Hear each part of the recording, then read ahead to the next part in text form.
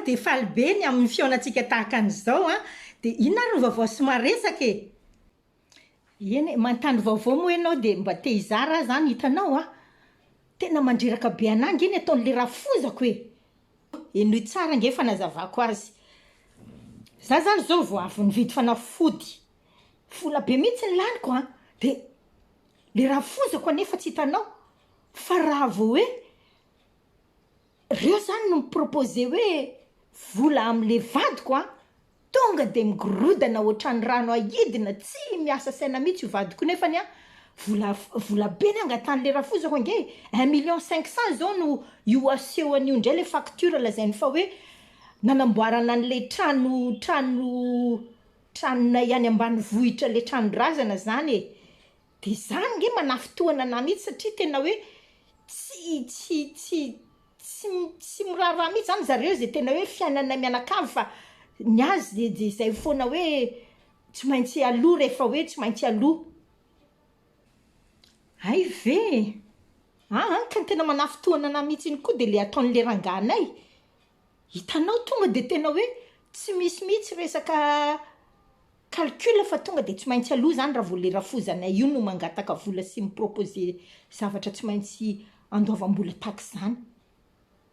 Dia izay ange le tena za aloha dia tena efa tsy salamalama mihitsy amin'le ataon'izy mianakavy tena reraka mihitsy e. Tena leo mihitsy amin'le ohatrany hoe zay zany dia tena tsy afaka mihitsy ny andany izay zavatra angatahany. Marary mihitsy zao ny lohako. Tena marary daholo mihitsy ny lohako sy ny tsy mety afaka mihitsy le hitanao le tension zany tena tsy mampatsaratsara anahy mihitsy le izy. Mafy be kosa aloha le hoe misy fanaintainana fantatro azoko tsara mihitsy le zavatra tianao hoe marary ianao zany ankehitriny. Dia hitanao mba te hampahery azy zany moa satria izay ny antony hoe fionatsika tahaka an'izao ifampaherezana sady ifampitondrana sy ifampizarana ihany koa izay mavesatra. Dia zavatra mba tena tiako apetraka aloha voalohany indrindra dia mikasika ny amin'ny fanasitranana. Hitanao Andriamanitra tena hoe mahay manasitrana ny aretina rehetra ary tena sitrapony mihitsy ny anasitrana antsika. Hitanao rehefa nokapohana zany Jesosy mialohan'ny nanomboana azy teo ambony hazo fijaliana dia hoy ny voasoratra hoe iny dia kapoka natao tamin'i Jesosy iny no fanasitranana ho antsika. Fanasitranana ny aretina rehetra. Ao amin'ny Isaia 7:15 dia voasoratra izany fa ny dia kapoka tamin'i Jesosy no manasitrana ny aretina rehetra. Afaka ny hositrana ianao androany, afaka ny andray fanasitranana ianao, afaka ny ongotra tanteraka ny loharanona aretina izay mampijaly sy mampidrididry anao ary afaka ny tena hoe tena hitsahatra eo ny fanaintainanao sy ny aretinao. Tena minoana izany Eny rehefa oziny ianao hoe ain'Andriamanitra manasitrana an'le izy dia mino an'izany matoky an'izay fa ny any tena manafitohana mihitsy dia le ataon'le rafozako sy le vadiko amin'le zany ny fanazavaiko anao zany. Hitanao melohan'ny rahantsika mivavaka tena hivavaka ho anao satria za mino mihitsy hoe Andriamanitra dia mpanasitrana ny aretina rehetra ary ain'Andriamanitra ny manasitrana ny aretina rehetra. Kanefa melohan'izay dia mba te hampahery zany hoe zava-dehibe izay ny ilaina ataonao ny mamela ny heloko ny rafozanao sy ny vadinao. Marina fa tena manafitohana ny ataony raha zany rehetra fanazavanao izany dia tena azoko mihitsy hoe tokony amboatra kosa ny fomba fiarahany-monina aminao ny vadinao sy ny rafozanao koa angamba. Fa melohan'izany rehetrarehetra zany nefa dia zava-dehibe voalohany izay tokony ho azonao tsara ary tanterahanao dia ny hoe mamela heloka azy ireo ianao.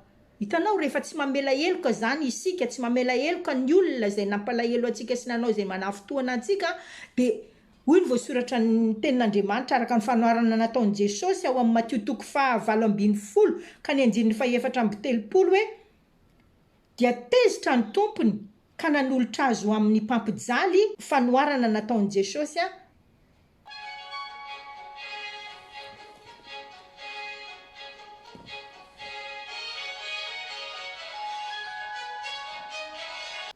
Asony asehoko anao ny telefôna ny message nalefandry zareo tena hoe tsy atakandro mihitsy zany ny fandoavana an'le vola fa tsy maintsy tonga dia izao dia izao. Tanao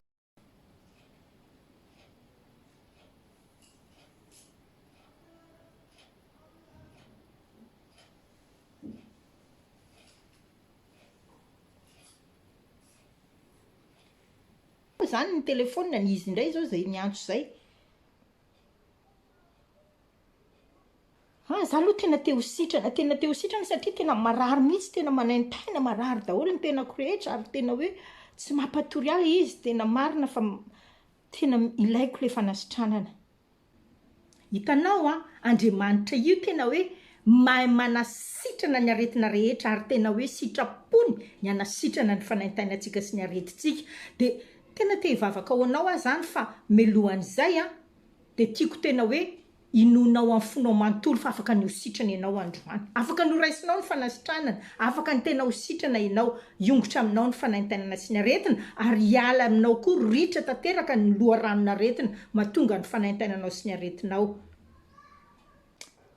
Dia misaotra indrindra ny zaran'izay, misaotra betsaka ny amin'ny hoe torohevitra sy fanampiana ary vavaka izay tianao atao dia hivavaka ho anao mialohan'ny rahantsika mivavaka dia tiako anefa ny mba hampahery anao satria zava-dehibe mihitsy zany manoloana an'izany zavatra tantarainao izany ny amelanao heloka ny vadinao sy ny rafozanao. Marina miaika fa tena vesatra be le tsy mamela heloka ary tena tsy moramora mihitsy ny mamita an'le journée rehefa tena hoe manavesatra ny saina tahaka an'izay le zavatra manafotoana dia tena azoko tsara le azavainao ka marina zany. Marina fa tena manafotoana anao tokoa ny zavatra ataon'izy ireo ngamba mety hoe tena hoe tsy zakanao ary mahatonga anao ankehitriny tena ao anatin'ny fanaintainana sy hoe miketoketoka daholo ny lohanao maharary sy ny sisa fa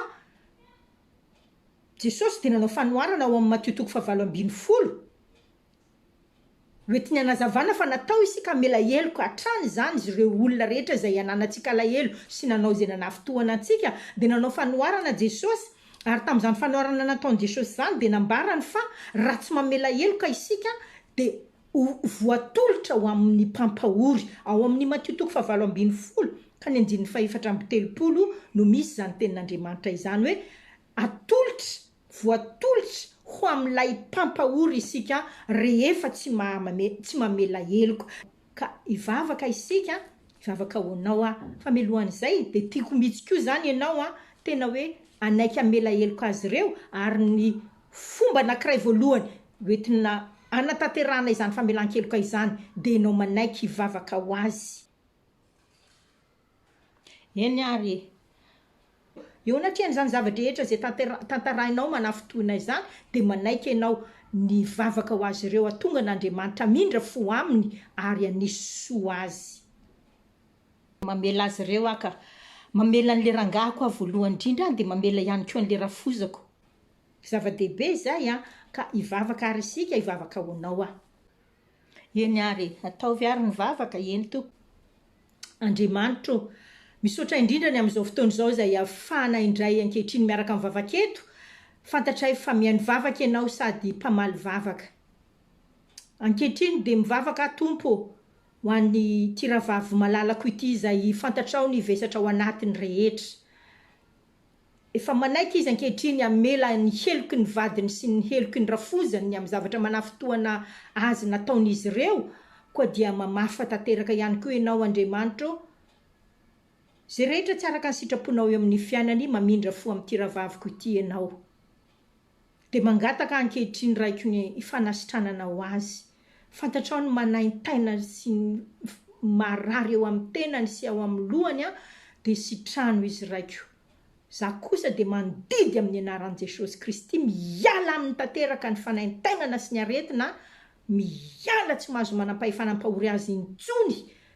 Votsorana tanteraka izy eo ampelantanan'ny mpampahory ankehitriny, afana tanteraka amin'ny tanan'ny mpampahory amin'izao fotoana izao tiravaviko ity ary tononoko raisiny ankehitriny ny fanasitranana sy ny fahasalamana.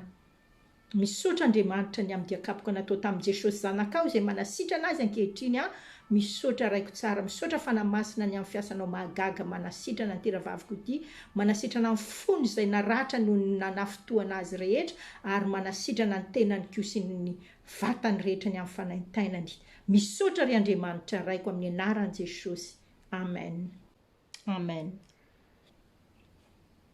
Dia misaotra an'Andriamanitra tsika ny amin'izay vavaka izay fa ianao manokana zany zao tiako anontaniana hoe manahoana ny fatsapahanao ny tenanao sy ny mombanao. Tena maivamaivana mihitsy aloha zany zao ny saiko lasa ohatran'ny tena hoe niala le vesatra be teo ary dia tena matsapa mihitsy hoe tena le narary be teo ny lohako afaka maivamaivana tsara zao ny lohako tsy tsony an'le fanaintainana be teo. Misaotra indrindra, misaotra an'Andriamanitra dia misaotra betsaka. Dia hitanao tena lehibe ny herin'Andriamanitra mahay manasitrana ny aretina rehetra fa tiako fantatrao koa nefa ny ary tena tiako ampahirazana anao hoe Andriamanitra koa dia mahay matateraka izay rehetra vola ilainareo mianakavy. Mahay manome izany Andriamanitra ary tena izany mihitsy ny teny fikasan'Andriamanitra hoe izay matoky an'Andriamanitra dia tsy orony zava-tsoa, tsy hanany zava-mahory, hanana ny ambiampy. Ary ny tenin'Andriamanitra dia milaza fa amelatra latabatra eo masontsika izy manoloana ny fahavalontsika rehefa misy ilaitsika zany raha misy ihany koa na koa hoe misy zavatra ilainao amin'ny fiainanao dia tadidio hoe Andriamanitra nampanantena fa amelatra latabatra eo manoloanao izy dia hanome anao izay ilainao, atateraka izay rehetra ilainao manoloana izany latabatra izany no ametrahany sy rehetra ilainao eo amin'ny fiainanao. Dia tiako raisinao izany ary falifalianao sy raviravonao ankehitriny tsy arary anay intsony ianao ny amin'izay 1,500,000 namenany rafozanao sy tokony amenany rafozanao. Marina fa vola be izany, marina fa tena hoe vola izay 1,500,000 izay fa kosa nefa isika dia tokony tena hoe miankina amin'Andriamanitra, izy ny tokony mpiantoka ny fiainantsika iray manontolo. Andriamanitra ilay mahay ny zavatra rehetra ary Andriamanitra ilay mahay manao zava-mahagaga tsy takatry ny saina. Ampifatoy aminy ny fiainanao sy ny sainao fa izy no miantoka anao. Dia miravoravo sahady satria matoa zany izay vola izay natao hoe tsy maintsy alohanareo mivoaka indray avy ao aminareo izay vola izay omenany rafozanao dia satria Andriamanitra te hiseho sy te ampiseho hoe mahay miantoka ny fiainanareo izy ary mahay manome izay rehetra ilainareo. Ka izay fampahirizana foy izay tiako apetraka amin'ny Rahavavy androany dia mahereza indrindra azadino mivavaka ho an'ny vadinao sy ho an'ny rafozanao, mamela azy ireo tanteraka amin'ny fonao manontolo na toinona fisehoany zavatra mbola mety hitranga dia natao amela azy ireo ianao ary hivavaka ho azy ireo ary atoky an'Andriamanitra ny amin'ny fiantohany ny fiainanareo sy ny amin'ny Andriamanitra ny mpiantoka ny fiainanareo mianakavy. Ka dia izay ary mino izany mino fa tena hoe mahay matateraka izay rehetra ilainay Andriamanitra ary misaotra anao nitondra izay fampahirizana izay ary dia mamela azy ireo satria tena vesatra be le tsy mamela heloka. Dia misaotra indrindra, misaotra betsaka mahereza indrindra tahian'Andriamanitra, mahereza mivavaka dia tiavo ny tenin'Andriamanitra dia mahazo tomidera n'Andriamanitra atao feno fiderana mipololotra ny vavantsika fiderana an'Andriamanitra. Zava-dehibe izany eo amin'izao fiainantsika mandalo ety ambonin'ny tany izao fa indrindra ihany koa atateraka ny fahasoavan'Andriamanitra eo amin'ny fiainantsika dia akato avy izay torohevitra foy izay. Tahian'Andriamanitra ary